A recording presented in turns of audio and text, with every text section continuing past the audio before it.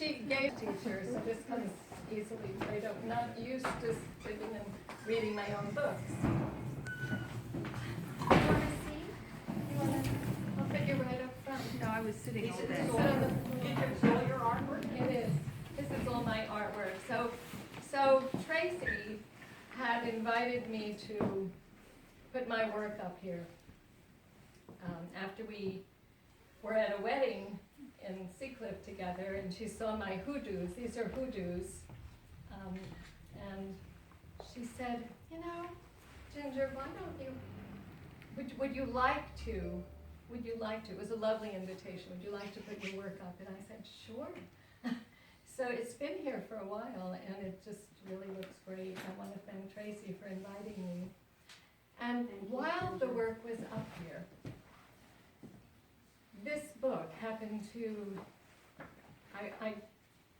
I finished the process of publishing it. So it seemed fitting that Tracy would say to me, again, an invitation, well, would you like to do a book signing? And I said, sure. So it kind of followed really beautifully. Synchronicity. And I don't want to talk a lot because I can't. I'm getting. Would you mind? I don't know if the wine would do it. But, the Adventures of Gingerella is based on a large painting, and some of you have seen it. But it's actually, unfortunately, too large to fit in this space. But it's 17 and a half feet, and I think the story came after the painting. But it was also inspired by a trip to India that I took with Nancy, and anybody else? Oh, okay. But Linda's over there, and we went to Cuba together. So some of these paintings were inspired by Cuba and the color, and I think Linda and I inspire each other. So I would like to read just a few pages. I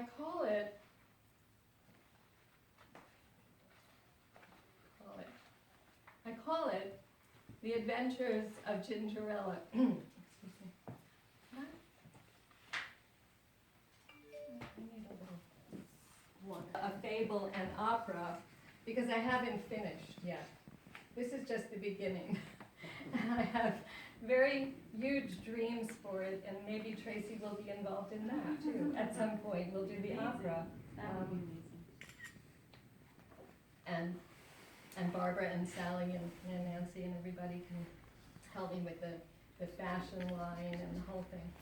So, okay, I'm going to read this a little preface that I wrote and kind of made believe that it was somebody else who was writing, so it's in third person. The Adventures of Gingerella is an inspirational story dealing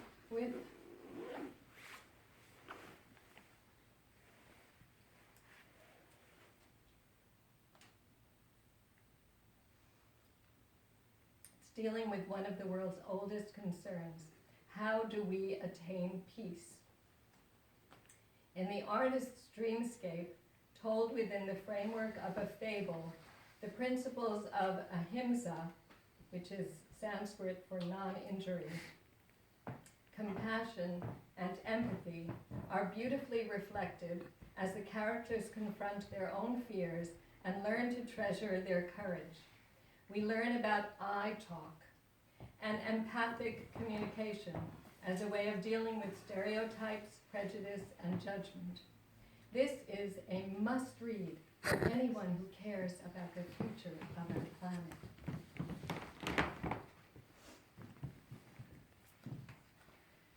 The story, or fable, or adventure begins here.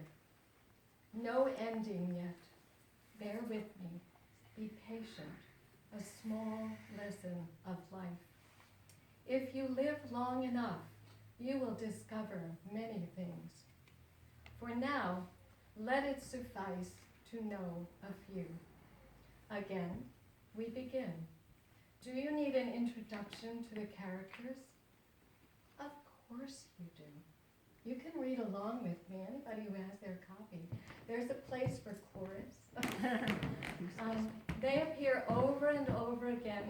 dreamscapes. Imaginary beasts and falling figures fill the canvases of a Chagall-esque and Klimtish world, based on personal mythology and native folktales. Four-legged creatures, flyers, belly crawlers, and swimmers, all living together in an enchanted land of peace, the peaceable kingdom. In this magical land, the snake is revered, respected, and adored. I'm on page 4, now on page 6. Love for the snake flows freely with compassion and empathy. No one casts spells of prejudice or stereotypes of him. Non-threatening, kind eyes, gentle thoughts, a tree dweller, a free dweller. His long body curls within the branches, lingering lazily in the rounded hills, eating red lotus flowers. Soft-spoken words with giraffe and Indian cow. Hush, hush. We can't hear what they are saying, but if we get close enough, they pretend to keep talking, secretly gazing at us as we float by. They possess silent speech, a magical language that communicates ideas through eye talk. Whispers so gently passing through the rustling leaves. There is the sound of hushed whispering in the background. Sans malevolence, sans envy, sweet snake, sweet embrace, non-harming, sweet snake, hiss, hiss, sweet snake, chorus,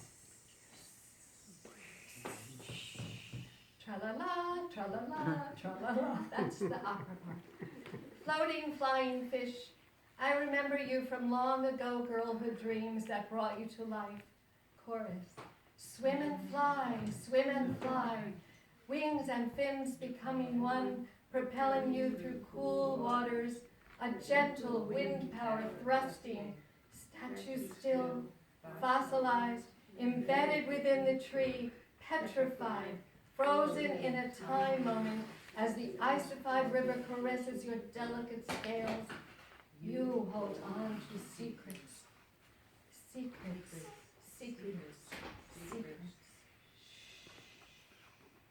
They live in peace. That is who they are. A place where beasts and two-leggeds roam in harmony. It is clear from the serenity gleam in their eyes and a certain way their lips curl upward, holding an eternal smile. Teeth never flash in retaliatory anger. No sharp talons flare in readiness for predatory attacks. In this land roam Indian cows adorned in marigolds, soft-nosed giraffes nibbling contentedly on nearby leafage. Ganesh resting peacefully amidst lush, blooming lotus flowers. Some Indian chanting for Ganesh. We will want to know how this all came about, as it has been a long time belief that peace would never be realized. Merely a myth, the human consciousness designed never to be completely attained. For many moons and stars, there had been a warlike mission. Greed and violence lay heavily upon the earth as though suffocating, budding peace.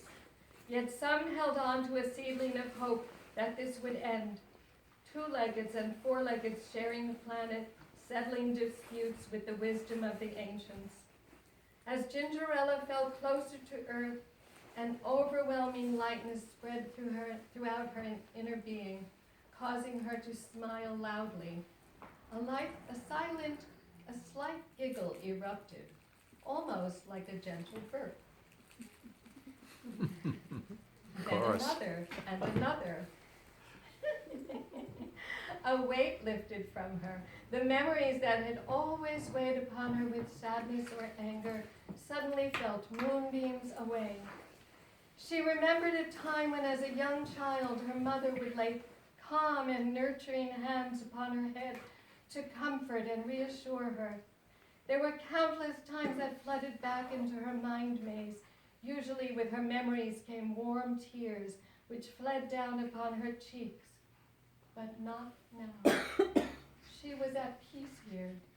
It happened so long ago. So long ago.